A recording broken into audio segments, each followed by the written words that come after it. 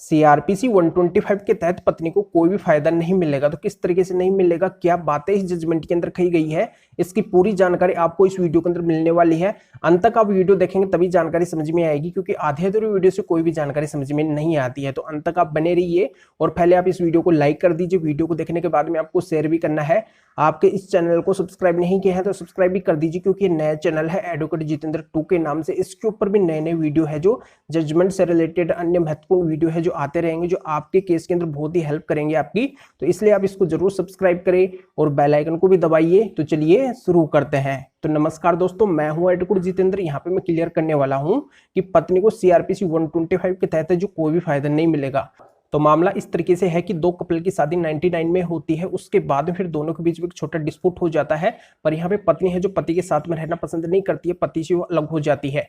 फिर पत्नी क्या करती है, पति के ऊपर एक डाइवोर्स का केस है जो फाइल करती है, यानी कि पति से वो डाइवोर्स लेना चाहती है।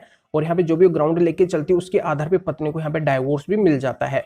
और यहाँ पे एक एलिमनी का ऑर्डर होता है कि पति अपनी पत्नी को पर मंथ के हिसाब से 13,750 रुपए का एलिमनी देगा। यानी कि हर महीने है जो पति को अपनी पत्नी को 13,750 रुपए एलिमनी के रूप में देने पड़ेंगे। और ये जब तक देने पड़ेंगे जब तक मतलब पत्नी है जो दूसरी शादी नहीं कर लेती। तो ये ऑर्डर होता है।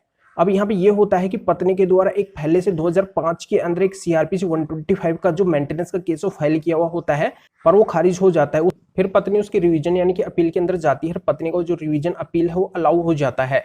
अब यहाँ पे क्या है, जब इसकी प्रोसीडिंग चलती है तो पति के मन में घबराहट होती है कि मैं ऑलरेडी पत्नी को पर मंथ के हिसाब से 13,750 रुपए दे रहा हूँ। अब मेरी सैलरी इतनी है नहीं कि मैं 125 में भी उसको मेंटेनेंस दे सकूं।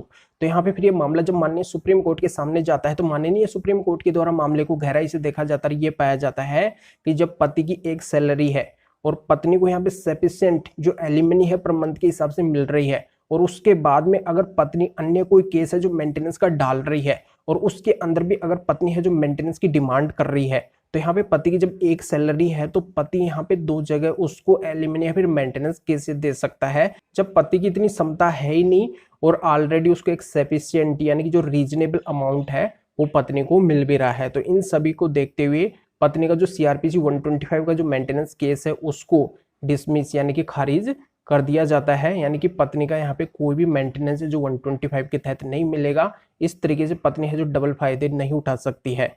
तो ये जानकारी आपके भी समझ में आ गई होगी कि अगर आपकी पत्नी को एक जगह आप एक रीजनेबल अमाउंट यानी कि एक सफिशिएंट मेंटेनेंस दे रहे हैं, एलिमनी दे रहे हैं, और उसके बावजूद अगर पत्नी फिर अन्य कोई मेंटेनेंस का केस करती है या फिर एलिमनी को लेना चाहती है, तो वहां पे दूसरी जगह उस पत्नी को एलिमनी या फिर मेंटेनेंस नहीं मिलेगा।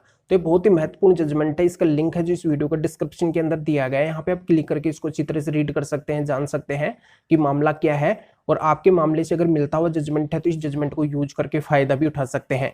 तो फिर आगे मिलेंगे आपसे नए वीडियो नए टॉपिक के साथ में। आप सभी का बहुत बहुत धन्यवाद।